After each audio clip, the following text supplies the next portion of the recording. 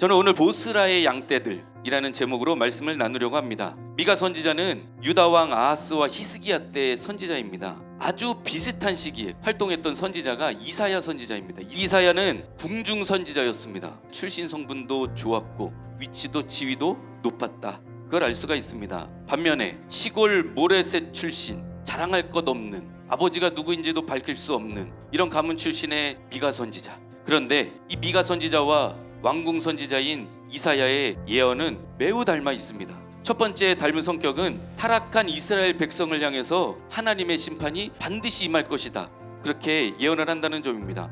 두 번째 닮은 점은 심판 후에 있을 하나님의 언약과 구원도 반드시 임한다, 이것을 선포하고 있습니다. 왕궁에서 히스기야 왕과 고관 대작들에게 이스라엘 백성과 유다 왕국의 멸망을 예언하던 이사야 선지자나 길거리에서 하나님의 심판을 예언하는 미가 선지자나 동일하게 멸망과 심판을 예언하고 있습니다. 그러나 그 멸망과 심판 이면에 예언의 진짜 의도와 목적이 있습니다. 그건 하나님의 용서와 사랑인 줄로 믿습니다. 오늘 우리도 이 시간 하나님의 크신 사랑 사모하여서 이 자리에 나오신 줄로 믿습니다. 지금 혹시 낙심하고 절망한 문제가 있으시다면 오히려 그 너머에 계시는 하나님의 은혜를 사모하시기를 간절히 소망합니다. 양을 치는 목자가 돌보는 양들이 목마를 때면 시냇가를 찾아 나섭니다. 굶주릴 때는 푸른 초장으로 이 양떼들을 인도합니다. 양떼들은 목자의 음성을 따라서 걷기만 하면 됩니다. 그러면 목도 축일 수 있고 달콤한 꿀도 먹을 수가 있는 겁니다.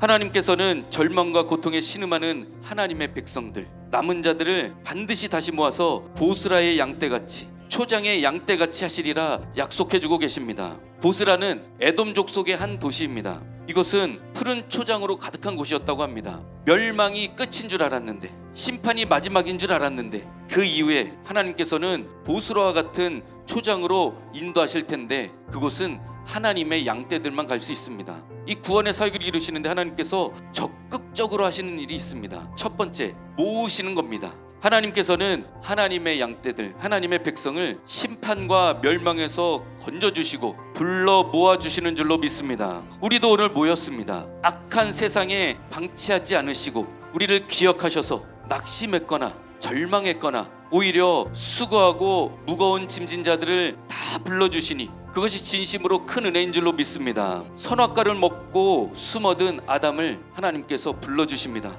아담아, 네가 지금 어디 있느냐? 대답만 하면 되는 겁니다. 하나님께로 돌아서기만 하면 되는 겁니다. 죄악에서 허우적거리고 현실 문제들로 염려하여 낙심할 것이 아니라 하나님의 이 모집 광고에 아멘으로 응답하기만 하면 되는 줄로 믿습니다. 예수님께서는 이미 모든 죄를 짊어지시고 구원의 길을 열어주셨고 다시 사셔서 천국의 열쇠가 되어주셨습니다. 참목자 되신 예수 그리스도, 선한 목자이신 그 예수 그리스도의 십자가의 길을 믿음으로 순종으로 따라 걷기만 하면 되는 줄로 믿습니다. 두 번째는 길을 여시고 선두로 가주십니다. 사람의 지혜가 앞서고 사람의 능력이 선두에 서고 사람의 힘이 먼저라면 낙심하고 절망하고 결국엔 심판만이 있을 뿐입니다. 교회는 하나님께서 길을 열어주신다, 선두로 가신다, 이 사실을 믿는 사람들의 모임인 줄로 믿습니다. 예수님께서 이미 십자가에서 먼저 고난당하시고 죽으시고 결국에 선두에서 열어주신 이 십자가의 길, 이 길이 좀 좁아 보이지만 이 길이야말로 천국의 길이요 참 생명의 길인 줄로 믿습니다. 이제 여름 수련회가 시작이 됩니다. 이곳에서 하나님께서 주시는 은혜로 충만하시고 모여서 길을 여시고 앞서가시는 하나님을 깊이 체험하시는 축복의 시간 되시기를 간절히 소망합니다.